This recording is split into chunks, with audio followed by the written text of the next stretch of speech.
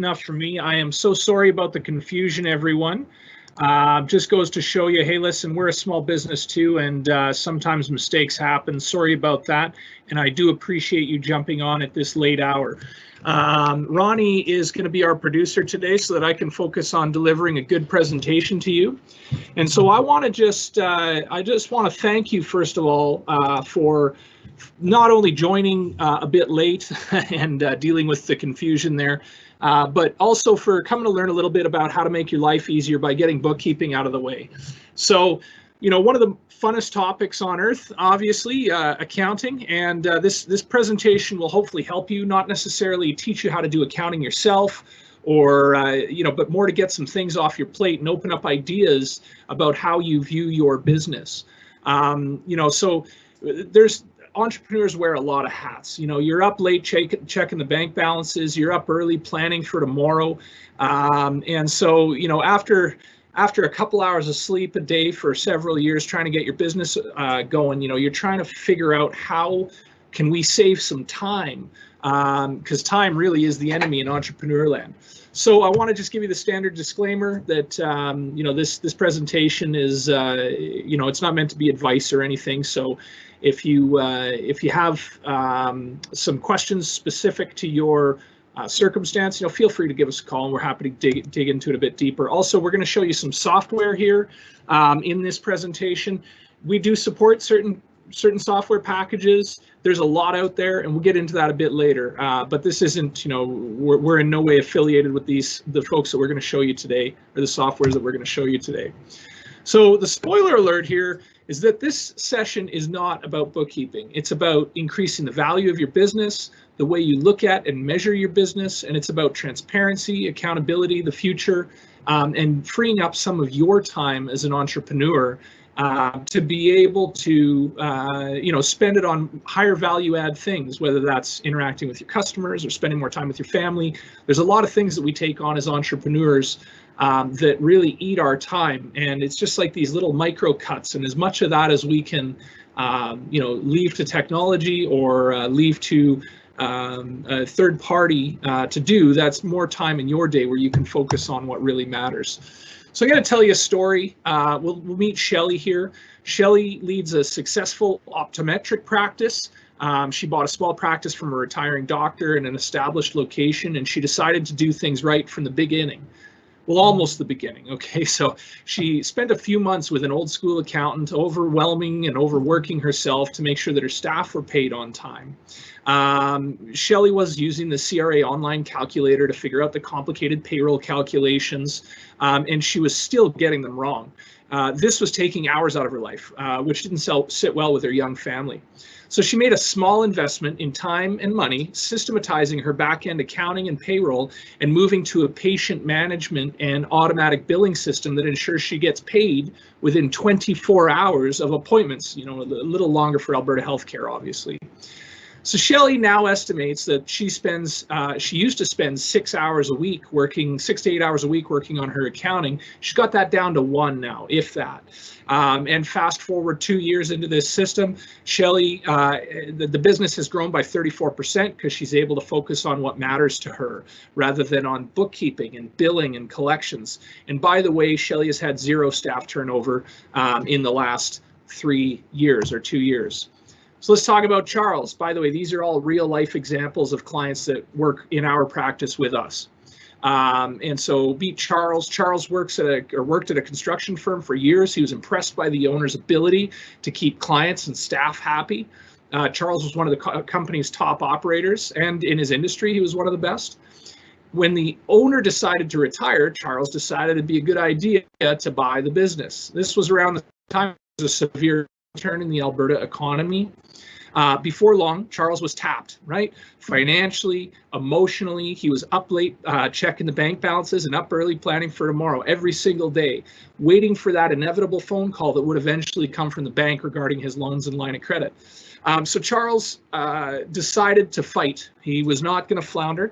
He began the hard work of retooling his business for success in the modern reality. He installed a new more modern workflow management tools so he could keep track of all the incoming leads. He could more properly quote jobs. He took people's payment types up front before the work began. And he can easily manage dispatching his team to ongoing jobs and maximize the efficiency of his business that way, because it's all in front of him in this beautiful platform that he put in, that we helped him put in.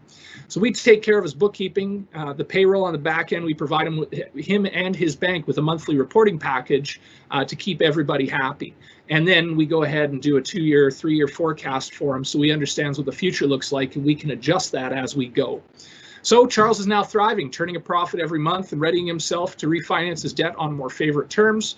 And by the way, not one person has quit Charles since the transition. Last example here, this is Fred. Fred runs a growing law firm. Law practice. Fred and his partners had built their business from the ground up based on a common set of beliefs that they held dear. It got carried away though, it got too big, and growth doesn't always equal success. A couple of years back, the company hit a critical mass where they were either going to have to sacrifice client service, or they were going to have to basically stay put in their growth model or scale back.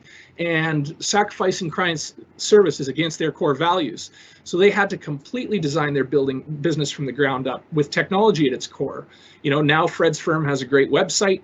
It's bringing in a pile of new organic leads off the internet. He's got a system to manage those leads. He can send out proposals for work and agree on terms of service as well as pricing and collect payment types in advance of the work beginning. Billing is a breeze, and there's no more account receivable at Fred's law firm. So Fred's new workflow management tool ensures that the work is allocated efficiently among his firm, and that client requests never slip through the cracks because all the members of his team have complete transparency over the operations and client matters of the firm. Everyone has a little bit of their life back, and they've been able to bring in many more clients, saving time on what previously amounted to mismanagement of the business. So the result, continued growth without sacrificing what they believe in, happier customers, happier clients. So this is, I would go around the room and ask anybody who's on this session to tell me what their most valuable resource is. And I would hope that everybody would say that it's their people, right? And so, how many of you have so much time left at the end of the day that you like to sit back with a glass of wine, fireside, and get into some real nice data entry, right? Nobody.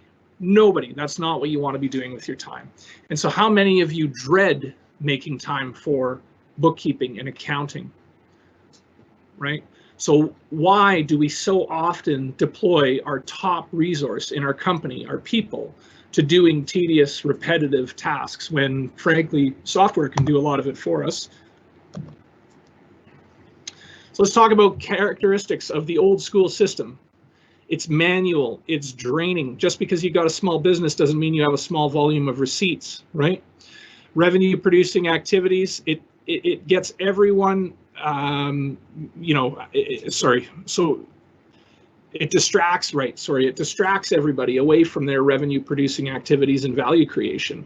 So the time that you're spending doing manual data entry is time that you're not spending with your clients driving revenue and figuring out how to access your target markets. Old school bookkeeping is reactive, late, it has diminished value. I can't tell you how many business owners we sit with every single year still, and we're talking about their financial results from 6 months ago. That doesn't help you today. It might help you a little bit, but if we can have those discussions about your books and you can see your books in real time, that's of way more value than a discussion from 6 months ago. No more shoe boxes. Often in small business lands, the traditional bookkeeping process is lacking, or the traditional bookkeeping model lacks clarity and process. And so, you're sitting in the shoebox and we'll get it done whenever we can. And there's no real rhythm that you get into with who should be your accounting department, right? And so, does this look familiar? Right, I'll ask everyone in the room, or everybody on the webinar rather, what the quality of their books is like. How would you rate your accounting system? Well, how do you answer that question? Does it run efficiently? Does it produce the information that you need to make more strategic decisions in your company? Do you know how the data can help you with that, right? Does it produce information at the speed of relevance? Does it require a high degree of human input? Is it taking a ton of your time? Having disorganized, dysfunctional business systems mean that you have a highly disorganized and dysfunctional business. It could be doing so much better if you start to get these little small cuts under control, right? This takes time out of your day. Sorry, these little cuts take more time out of your day than you could ever imagine. So why do all the best companies in the world spend a pile of time and effort on their accounting systems? Well, if you can't see it, you can't measure it. And if you can't measure it, you can't lead it. You know, this is goal setting 101. Start with the end in mind. Start with why. Have your goals laid out. Why are you in business for yourself? How do we have an open and honest discussions with ourselves and others about our progress if we aren't keeping good financial records, right? I'm going to skip the video presentation in the interest of time. And so when we're talking about how to, you know, it's really, there's a lot there. It's what keeps small businesses or private companies back from really leading through their financial results? What are the barriers? Well, there's a couple. There's resources. I call this the value equation, right? It's like it's triggering in an owner's mind. Okay, I'm going to have to put some resources into figuring out these systems and designing some new systems, and that's terrifying. So, you know, what does it cost? Not in terms of dollars, but in terms of other things. Time. How long is this going to take? I want this working now, right? I want the end goal now. It very often doesn't happen now. It takes a little bit of time to get the whole team there and to build the systems. It takes some resources. You're going to have to, you know, either invest directly in a third party like Aiken Henderson to help you through your transition, or alternatively, you're going to have to stop doing what you're doing and generating revenue to focus on this so that you can have a better outcome in the end. It takes knowledge. There's a pile of tech tools, and you know, bookkeeping in its own is a whole, you know, it's an art. It's an art form, and you know, and then you need the confidence with the knowledge, time, and resources, and the commitment to get through it all. So you know, this is really what kills a lot of small business owners from getting into a more robust accounting system. And so the antidote really is, we need to give you confidence, we need to give you understanding, we need to give you process, and we need to plug in technology. To a lesser extent, it's the technology, but the technology certainly helps. So advances in bookkeeping technology have made it possible for small companies to process huge amounts of data with minimal time inputs from the company's key humans. Bookkeeping and accounting firms have the ability to track their data in, you know, pretty darn close to real time. The process to compile it is way faster than with old school bookkeeping, and it adds tremendous firepower and resources to your small business team. Certain bookkeeping and accounting firms who have their own process dialed offer these services at scale, like Aiken Henderson does. And this, since we're doing it at scale, we're doing it with a pile of clients, we are able to get your business there for a lot lower. It's a lot less resource intensive for us to get your business there than for you to do it on your own. So you want to think about that. Accounting and consulting firms, they train their clients about the importance of maintenance of great financial data, and they transfer this knowledge to their clients. They teach you how to drive these systems, and then if you're going into their top tier services, their advisory tier, they're going to help you make better decisions based on that data as well.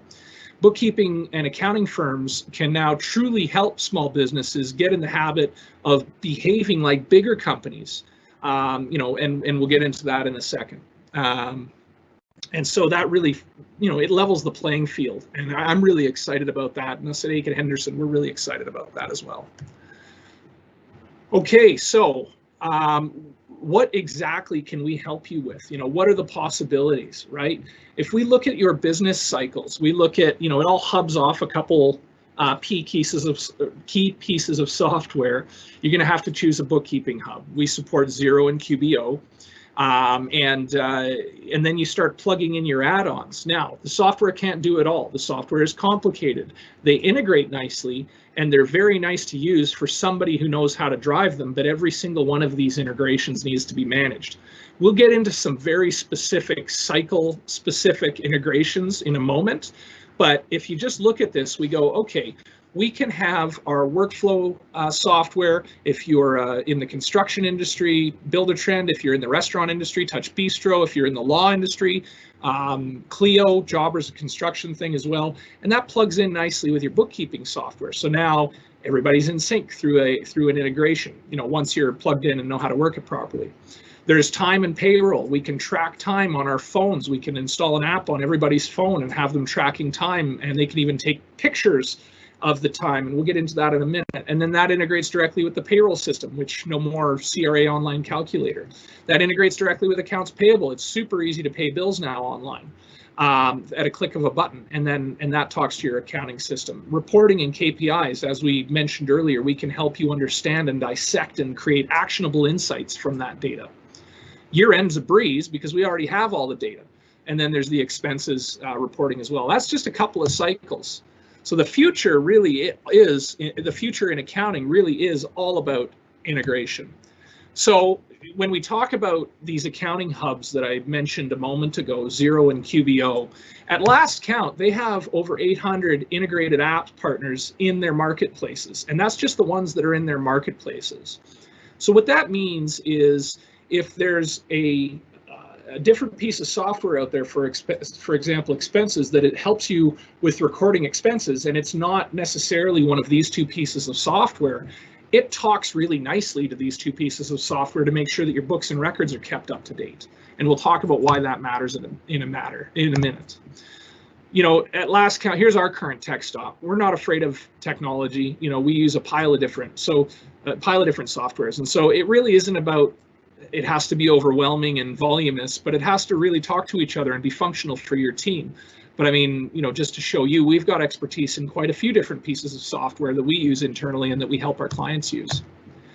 So let's just talk about sort of step one to better accounting now, which is getting when we can help you manage your bookkeeping and your day-to-day because we have access to your data right now. And so what we do is we plug your bank accounts into these financial hubs like QBO or Xero, into your bookkeeping software, and we are extracting and pulling your bank feeds in real time. So that means when you go out to Starbucks and swipe the company credit card, we're going to see that transaction almost immediately. And it's the same with banking transactions. So that gives us a lot of power to help you because we can, how many times at the end of the year has your accountant asked you for all the bank statements? We don't have to do that anymore because we're getting them in real time. So we're able to see the transactions that are occurring within your company in real time. And when something doesn't look right or we have a question about something, we're able to now be proactive in asking you those questions. There's a big difference between Canada and the rest of the world. And that has to do with banking integrations. Canada is, and I don't mean to say the United States is the rest of the world, but it really is. The rest of the modern world is ahead of us. Our banks do not feed direct transactional data to these accounting systems.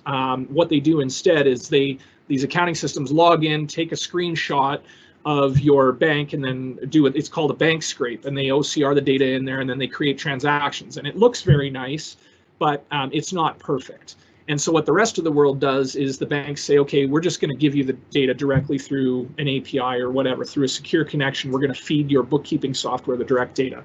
The only exception that I'm aware of to date is CIBC has stepped up and they've turned on smart banking, which is basically what the rest of the world does, is feeding these bookkeeping softwares the direct data. I imagine everybody else is going to follow very shortly. So let's get into some business cycles. I mean, this is probably what you all came for. What is the quick and easy answer, right? Okay, none of this is quick and easy, but the results are amazing. So let's talk about expenses and bills. This is something that we turn on for every single client that we help with. So on the one side, we've got our expense software. So when you go out to Starbucks, you open up Receipt Bank or HubDoc, you snap a picture of the receipt, the software goes to work, and it says, okay, this was a Starbucks receipt. We think it's meals and entertainment. We think that the GST is approximately this. The total dollar amount on this receipt is this. Great, so we're going to queue it up for entry, and it's sitting there waiting for entry. On the other side, we've got your bank and credit card feeds. So now we've got your credit card, we see that transaction hit, and that pops up in Xero or QBO. And so we are able to quickly match up that receipt with Starbucks. We usually have to make a few adjustments to it for GST, or maybe we got to put a description in or whatever. But we're able to match that up quickly with your bank feed. We don't got to ask you a question about that, and that's happening right now, rather than 6 months after year end when you're scratching your head trying to get your bookkeeping caught up. Why does this matter?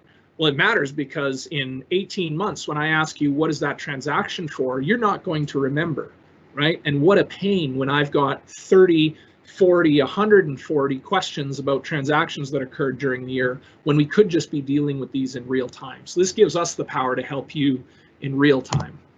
Another one is bill pay. So let's say that same thing, we go back to this one, you've snapped a picture of your bill, or better yet, we've had Receipt Bank go in and fetch your TELUS bill for us, so you don't even have to send it to us. And it queues it up as a bill, and we know it's a bill because there is no offsetting bank or credit card transaction on the other side. It still needs to be paid. So we'll queue it up as a bill. And now we can log into another piece of software, either Payment Evolution or Pluto. In the States, you got bill.com. And we can go in and say, yep, there's our bill, and you click and pay. And it takes money straight out of your bank account and it puts it straight in the recipient's bank account. We don't even need to write checks anymore for the most part. And so now when we've got this question for you 18 months from now, we can say, oh, who is this bill payment to? And you go, I don't know. That's not happening anymore because we know in real time what you're up to, and we can help you and ask you questions in real time about those. Let's talk about payroll. Everybody's favorite thing is payroll. That's like usually one of the first things we deal with when we integrate a company into one of our systems. So, you know, on the left, you can see time entry software. So we put an app on everybody's phone and they enter their time. And then an approver goes in and approves that time. And then through an integration, we pull that data into, say, WagePoint, all the hours. And WagePoint goes ahead and calculates how much that person is getting paid based on how much they worked, what their hourly rate is, what province they're in, et cetera, et cetera. What province the business is in, and all the calculations are done for you, okay? And then you click go in WagePoint, and it takes money out of the company's bank account.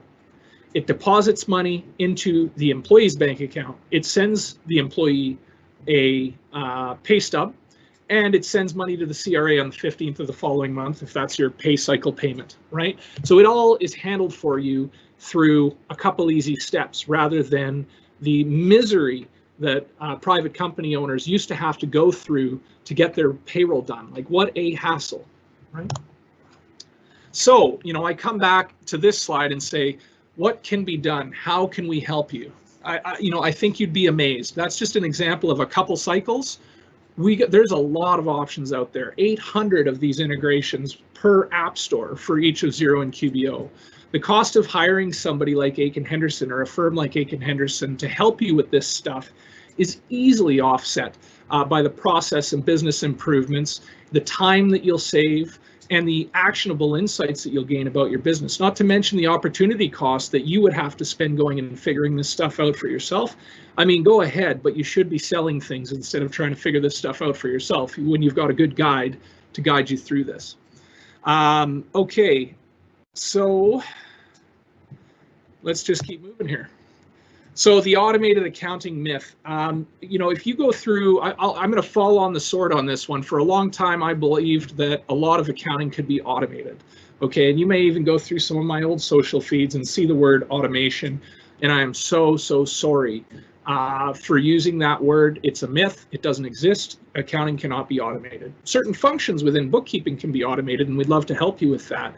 But here's some things that can't. There's some source documentation submission, such as snapping a picture at Starbucks, that can't be automated. If it was automated, Starbucks would just send the receipt directly into your GL. That's called blockchain, and that might come 1 year. But as of today, we still have to do some manual source documents submission. Invoicing and deep AR efforts, we're getting better. It's getting close. For example, Aiken Henderson's invoicing and AR is pretty much non-existent now. So we've managed to nearly fully automate that, but you're still going to have to spend a bit of time doing your own invoicing, depending on your industry, depending on the nature of how you make money. there's still going to be some manual efforts there.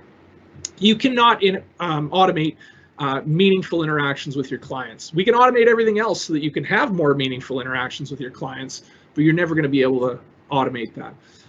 You're never going to be able to automate the idea like transactional clarity, having somebody guide you through what it all means.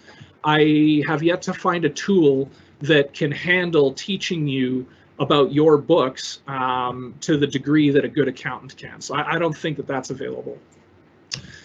Payroll approval and processing, for example, for hourly people, that can't be automated. You know, you can set up a set of rules and have a pre-approval process where you can have somebody else approving payroll for you, but it still needs to be approved.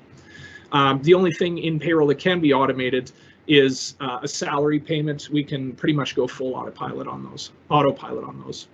Accounting review cannot be automated. There's some great tools out there that point out some flaws in the accounting, but a really good accountant is what you need to make sure that your data is clean. Decision making based off your financial data cannot be automated. Bill pay still need to you still need to go in and trigger bill payments, and you might have to still be writing a few checks or sending a few e-transfers here and there. And then the learning, the commitment, and the transition, I mean, that is the big block to getting most people onto these types of systems. And that can't be automated. That's a process. It takes time. We've spent a lot of time building out how to transition people, and we've a tremendous amount of effort on understanding the psychology and the culture of moving people from an old system to a new system. And so, you know, that's a lot of work in there. So what fails in an automated accounting system? You know, so we'll just see if we can. I don't know if the video is going to work on here, but you know what, I'm going to show you a video of what fails most of the time, and that's people's willingness to change. Lots of folks are so afraid of change that they give up massive opportunity in order to stay the same. So in this clip, Rob Lowe plays a famous television producer that's trying to convince a co-host, Dana Carvey, of a small-time TV show to make changes to their show in order to grow their business. And here's what Dana Carvey had to say about it. We fear change, he says. I don't think the audio's coming through. We're not changing anything, Rob. We're going to stay exactly the same, and I'm going to wear this hat, and I'm going to drive my 1976 AMC Pacer for all time because I don't want to change.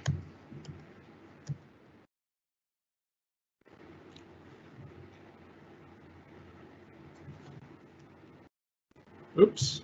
Give me a sec here, get back on track. Okay, so what fails? Failure points in cloud accounting and basically organizational change like this. The first thing that fails is organizational buy-in. It's understanding that this process is going to take time and trying to equate the benefits of going through this into a value equation that makes sense. There's process that needs to be, that you need to stick to. You need to create good accounting controls, and you need to really stick to this. This is a diligent process, and it's going to take a little bit of time. We've got the time down to a fairly minimal transition now. We're very good at helping people through this change, but it is a change. You need to understand the inputs. Where does all the data come from that feeds your accounting system, and how can each of those data points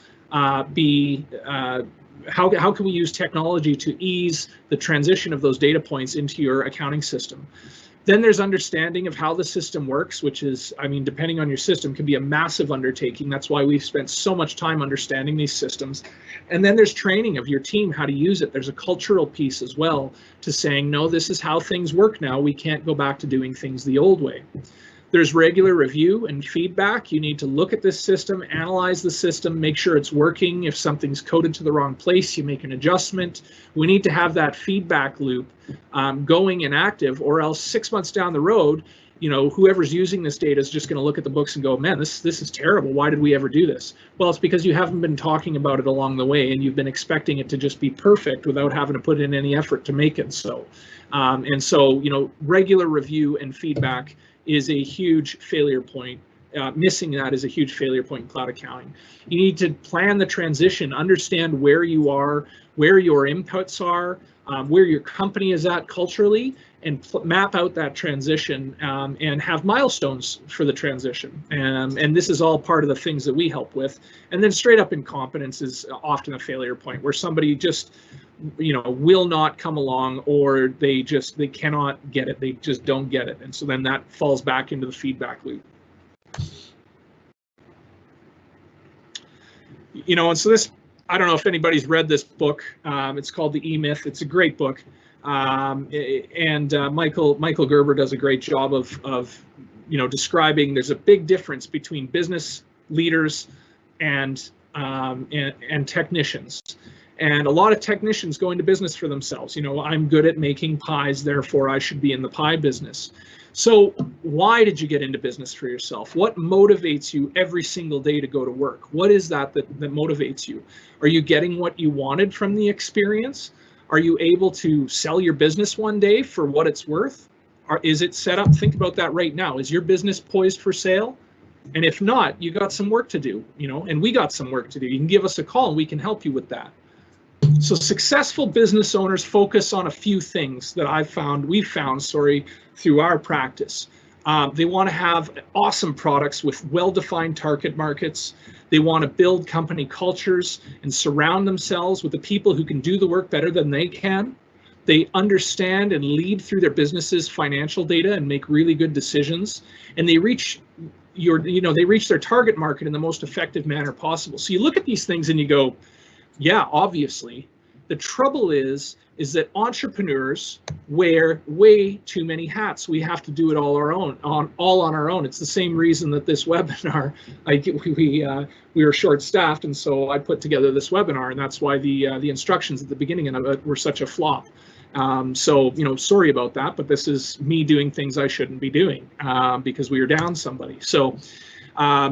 You look at these things and you go, yeah, this is really obvious stuff. This is how I should be spending my time, right? The trouble is you wear way too many hats, and these are the things that often get brushed to the side because there's urgent, immediate fires to put out. And so you need more time. When you're an entrepreneur, time is the enemy. So you need to build systems, you need to focus on the front end, you need to sacrifice at the front end to build systems to reduce manual effort of repetitive tasks. You need to think about your team as, your salvation. These people everybody's gonna work together to bring everybody else home.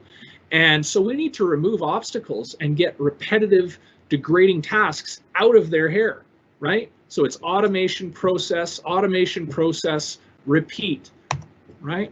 Every little bit helps. We can help you grow your business. We can help you get into a lot of this automation. And with that, I want to just open it up for questions.